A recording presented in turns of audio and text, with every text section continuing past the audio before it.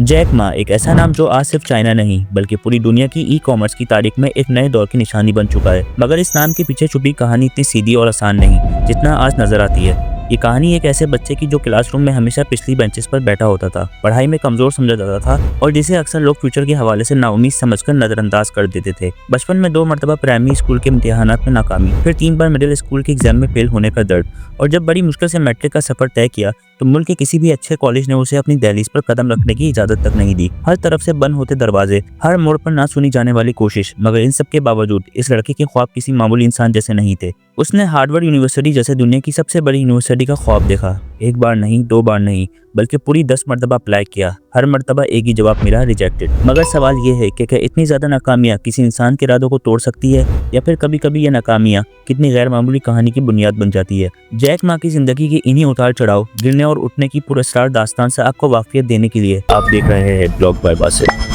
आज यही शख्स एक ऐसे बिजनेस एम्पायर का बानी है जिसकी कीमत $858 बिलियन से भी ज्यादा है और जिसके तहत 2 लाख से ज्यादा लोग काम करते हैं। लेकिन एक मामूली इंग्लिश टीचर से दुनिया के सबसे ताकतवर फाउंडर्स में शुमार होने तक का ये सफर आसान नहीं था। आखिर ये सब कैसे मुमकिन हुआ, आइए इस हैरत अंगेज सफर पर गहरी नजर डालते हैं। जैक मा की पैदाइश 10 सितंबर 1964 को चाइना के एक छोटे से शहर हंगझू में हुई, जहां जिंदगी ना आसान थी और ना ही ख्वाबों के लिए ज्यादा गुंजाइश रखी थी। ये एक गरीब घराना था जहां हर दिन का गुजारना ही एक इम्तिहान से कम नहीं होता था। उनके वालिद रवायती चाइनीज फंक पिंटन के माहिर थे, जो सादे से म्यूजिक के साथ कुरानी कहानियां सुनाकर रोजी कमाते थे। इसी घर के माहौल में जैक ने बचपन ही से मेहनत, सब्र और गुर्बत को बहुत करीब से देखा, ऐसी हकीकत जो उसे वक्त से पहले ही बड़ा कर रही थी। मगर जैक की जिंदगी का रुख असल में उस वक्त बदला जब वो सिर्फ 12 साल का था। एक दिन शहर में आए कुछ फॉरेन टूरिस्ट ने उससे रास्ता पूछा, लेकिन इंग्लिश न आने की वजह से जैक सिर्फ खामोशी और शर्मिंदगी के सिवा कुछ ना कर सका। ये एक छोटा सा वाक्य था, लेकिन इसने उसके दिल में एक ऐसी चोट छोड़ दी जो सालों तक उसे बेचैन करने वाली थी। उसी लम्हे जैक ने अपने आप से वादा किया कि वो किसी भी कीमत पर इंग्लिश सीख कर रहेगा, चाहे उसे इसके लिए कितनी ही मुश्किलात क्यों न बर्दाश्त करनी पड़े। उस दौर की चाइना में इंग्लिश सीखना कोई आम बात नहीं थी, ना रिसोर्सेज थे, ना रिवाज और ना ही रहनुमाई। मगर जैक का जुनून इन तमाम रुकावटों से ज्यादा ताकतवर था। वो रोजाना तकरीबन 40 किलोमीटर साइकिल चलाकर शहर के होटल और टूरिज्म स्पॉट पर जाता, जहां दुनिया के मुख्तलिफ मुल्कों से आए लोग ठहरते थे। जैक उन टूरिस्ट को मुफ्त में शहर की सैर कराता, सिर्फ इसलिए ताकि उनसे बातें कर सके और हर जुमले के साथ अपनी इंग्लिश को बेहतर बना सके। इसी सफर के दौरान जैक की मुलाकात एक ऑस्ट्रेलियन जोड़े से हुई, जो सिर्फ उसके दोस्त ही नहीं बने बल्कि उसकी जिंदगी का एक अहम मोड़ भी साबित हुए। उन्होंने जैक की लगन और मेहनत को समझा, उसे इंग्लिश सीखने में मदद दी और बाद में उसकी यूनिवर्सिटी की फीस तक अदा की। 1985 में जब जैक पहली बार ऑस्ट्रेलिया गया और वहाँ की जदीद दुनिया को करीब से देखा, तो उस पर एक नया राज खुला। उसे महसूस हुआ कि चाइना अगर आगे बढ़ना चाहता है तो उसे पूरी दुनिया से जुड़ना होगा। इंग्लिश सीखने का यही जुनून जैक मा को हंगझू यूनिवर्सिटी तक ले आया, जहां उसने इंग्लिश लिटरेचर में मास्टर मुकम्मल किया। ग्रेजुएशन के बाद वो सिर्फ $10 माहाना तनख्वाह पर इंग्लिश पढ़ाने लगा, बगैर शिकायत, बगैर शोर किए, क्योंकि जैक जानता था कि ये मंजिल नहीं बल्कि सिर्फ एक इब्तिदा है। असल इम्तिहान तो अभी बाकी था और जिंदगी उसके लिए अभी कहीं ज्यादा सख्त होने वाली थी। 1994 का साल जैक मा की जिंदगी में एक नया मोड़ लेकर आया। टीचिंग की महफूज नौकरी छोड़कर उसने अपनी खुद की एक छोटी सी ट्रांसलेशन कंपनी शुरू की। एक ऐसा फैसला जो उस वक्त जुनून लगता था और आज हिम्मत की मिसाल बन चुका है। इसी काम के सिलसिले में एक दोस्त ने मशवरा दिया कि अमेरिका जाया जाए, जहां एक पेमेंट फंसी हुई थी और उस पर बातचीत जरूरी थी। जैक पूरी जोश और उम्मीद के साथ अमेरिका पहुंचा, लेकिन उसे क्या पता था कि ये सफर सिर्फ बिजनेस का नहीं बल्कि जिंदगी और मौत का इम्तिहान बनने वाला है। कैलिफोर्निया में एक अमेरिकन बिजनेसमैन फ्रेड से मुलाकात हुई, जो सिर्फ पैसे देने से इनकार ही नहीं करता बल्कि आहिस्ता आहिस्ता अपनी असली शक्ल भी दिखा देता है। एक छोटी सी मीटिंग एक खौफनाक कैद में तब्दील हो जाती है, जब फ्रेड जैक को एक कमरे में बंद कर देता है और पिस्तौल के जोर पर उसे अपनी मर्जी के मुताबिक रख लेता है। उस लम्हे जैक के लिए बिजनेस, पैसा और ख्वाब सब बेमायने हो चुके थे। उसे सिर्फ अपनी जान बचानी थी। डर के उस लम्हे में जैक ने हर बात मान ली और फिर फ्रेड उसे लास वेगास ले गया, एक ऐसी जगह जहां रोशनी और चमक के पीछे भी खौफ छुपा होता है। लास वेगास की चमक धमक जैक के लिए किसी तसल्ली का सबब नहीं बनी। अंदर से वो हर पल लरस रहा था, हर कदम पर खुद को गैर महसूस कर रहा था। इसी शहर में एक स्लॉट मशीन पर उसने यूं ही अपनी किस्मत आजमाई और $600 जीत लिए। शायद ये सिर्फ पैसे नहीं थे बल्कि किस्मत का एक इशारा था। इसी रकम से जैक ने छुपते छुपाते प्लेन का टिकट खरीदा और बिना किसी को बताए चाइना वापस फरार हो गया।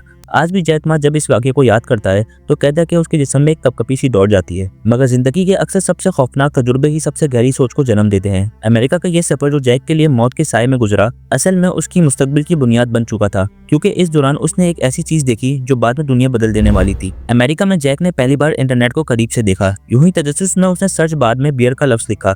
स्क्रीन पर जर्मन और जापानीज ब्रांड के नाम चमक उठे, लेकिन चाइना कहीं भी नहीं था।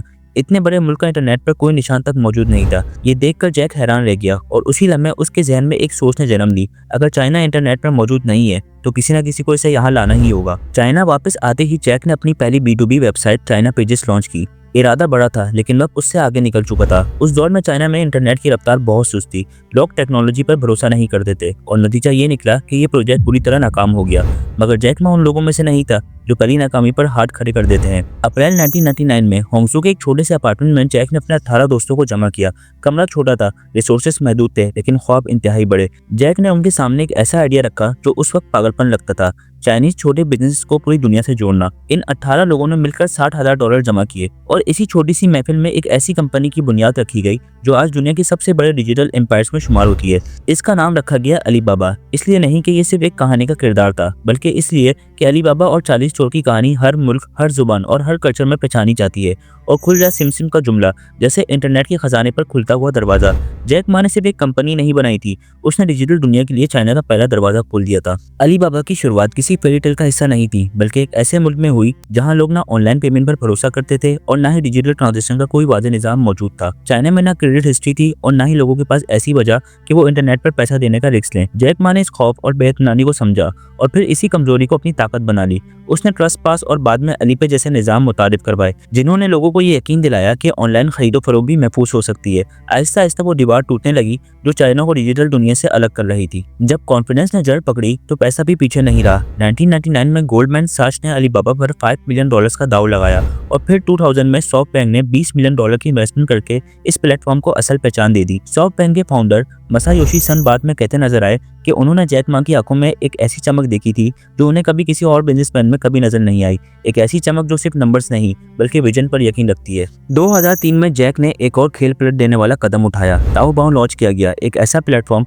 जहां आम आदमी बगैर किसी फी के अपनी चीजें बेच सकता था। ये फैसला इतना ताकतवर साबित हुआ कि अमेरिका की मशहूर कंपनी ईबे को चाइना के बाजार से अपनी बोरियां बिस्तर समेटना पड़ा। यहाँ से अलीबाबा का काफिला रुकने के बजाय और तेज हो गया। टी मॉल और अली एक्सप्रेस जैसे प्लेटफॉर्म ने इस एम्पायर को और मजबूत किया, यहाँ तक कि जैक मा पूरे चाइना के सबसे अमीर शख्स बन गए। फिर आया 2014 का साल, वो लम्हा जब अलीबाबा ने न्यूयॉर्क स्टॉक एक्सचेंज पर अपना आईपीओ पेश किया। $25 बिलियन हासिल हुए और दुनिया ने देखा कि ये सिर्फ एक चाइनीज कंपनी नहीं बल्कि ग्लोबल मार्केट का नया बादशाह बन चुकी है। उस वक्त लगता था कि जैक मा की कहानी अब सिर्फ कामयाबी से लिखी जाएगी और इस सफर का कोई अंदाज़ा अख्ताम नहीं होगा। लेकिन हर बुलंदी पर पहुंचकर एक नया इम्तिहान जरूर इंतजार करता है। जब सब कुछ बेमिसाल लग रहा था तब 2020 में जैक मा ने एक ऐसी बात कह दी जिसने इस पूरी कहानी का लहजा बदल कर रख दिया। एक पब्लिक स्पीच के दौरान उन्होंने चाइना की बैंकिंग सिस्टम और रेगुलेटर्स पर खुली तनकीद की और ये तनकीद हुकूमत को बिल्कुल भी पसंद नहीं आई। नतीजा फौरन सामने आया, जैक मा की कंपनी एंड ग्रुप का $37 बिलियन का आईपीओ अचानक रोक दिया गया और अलीबाबा पर मोनोपोली के इल्जाम लगाकर $2.8 बिलियन के भारी जुर्माना थोप दिया गया। इसी दबाव के बीच नवंबर 2020 में जैक मा अचानक मंजर आम से गायब हो गए। दुनिया भर में अफवाहों को तूफान उठ खड़ा हुआ। कोई कहता वो हिरासत में है, कोई नजरबंदी की बात करता रहा। तकरीबन 2 महीने बाद जब वो एक छोटी सी वीडियो में नजर आए तो उनके चेहरे पर वो पुराना जोश, वो पुरानी चमक कहीं गुम हो चुकी थी। इस दौरान अलीबाबा की मार्केट वैल्यू $858 बिलियन से गिरकर सिर्फ $200 बिलियन तक आ चुकी थी और Jack Ma richest man in China का टाइटल भी खो चुके थे। ये सिर्फ एक बिजनेस का सवाल नहीं था, ये एक दौर का इख्तिताम था। एक ऐसा दौर जहां एक आदमी ने ख्वाब देखा, दुनिया जीती और फिर उसी दुनिया के कवानीन से टकराकर खुद को पीछे छोड़ता चला गया। 2 साल तक जापान और यूरोप में खामोशी से जिंदगी गुजारने के बाद मार्च 2023 में जैक मा बिना किसी शोर शराबे के चाइना वापस लौट आए। इस बार ना कोई नया स्टार्टअप था, ना कोई इन्वेस्टर प्रेजेंटेशन और ना ही दुनिया को हैरान कर देने वाले बिजनेस प्लान। इस दफा वो सिर्फ एक रोल के साथ वापस आए थे, एक उस्ताद के रूप में। जैक मा ने ऐलान किया कि अब वो अपनी बाकी जिंदगी तालीम और चैरिटी के लिए वक्फ करना चाहते हैं, क्योंकि उनके नज़दीक असल तब्दीली वहीं से शुरू होती है जहाँ सोच बनाई जाती है। इसी सोच के तहत अलीबाबा को भी एक नए दौर में धकेल दिया गया। कंपनी को 6 मुख्तलिफ हिस्सों में तकसीम कर दिया गया ताकि हर यूनिट आजादाना तौर पर अपनी जिम्मेदारी संभाल सके। ये फैसला इस बात का इशारा था कि जैक मा अब एम्पायर चलाने के बजाय अपनी लेगेसी को सस्टेनेबल बनाना चाहते हैं, एक ऐसी लेगेसी जो उनके बगैर भी जिंदा रह सके। आज जैक मा बिजनेस की चमक धमक से दूर होंगसू के एक स्कूल में बच्चों को पढ़ाते हुए नजर आते हैं। वो खुद कहते हैं कि उनका दिन हमेशा से एक उस्ताद का था और शायद इसलिए किस्मत ने उन्हें आखिरकार वापस उसी जगह ला खड़ा किया जहाँ से उनका सफर शुरू हुआ था। बिलियनर होने के बावजूद उनके लिए सबसे बड़ी कामयाबी ये नहीं कि उन्होंने कितना कमाया, बल्कि ये है कि उन्होंने क्या सिखाया। जैक मा की जिंदगी हमें यह एहसास दिलाती है कि कामयाबी सिर्फ पैसे, पावर या टाइटल का नाम नहीं होती। असल कामयाबी गिरकर दोबारा उठने, अपनी गलतियों को तस्लीम करने और अपनी असल पहचान को ना भूलने में होती है। एक ऐसा स्टूडेंट जो एग्जाम में फेल होता रहा, जिसे दुनिया ने बार बार रिजेक्ट किया, आज उसी शख्स ने यह साबित कर दिया कि अगर इरादा पक्का हो तो नाकामी भी कामयाबी का पहला कदम बन सकती है। जैक मा ने हमें यह भी सिखाया कि टेक्नोलॉजी सिर्फ एक टूल होती है, असल ताकत लोगों का एतमाद, टीम वर्क और विजन में होती है। जब तक आप लोगों को अपनी कहानी पर यकीन दिलाना नहीं सीखते, तब तब तक कोई भी आइडिया सिर्फ ख्याल ही रहता है। अगर आपको यह कहानी पसंद आई है तो वीडियो को लाइक जरूर करें, कमेंट्स में अपना फीडबैक दें और ब्लॉग बाय बासित को सब्सक्राइब करना ना भूलें। मिलते हैं अगली वीडियो में, तब तक के लिए खुदा हाफिज।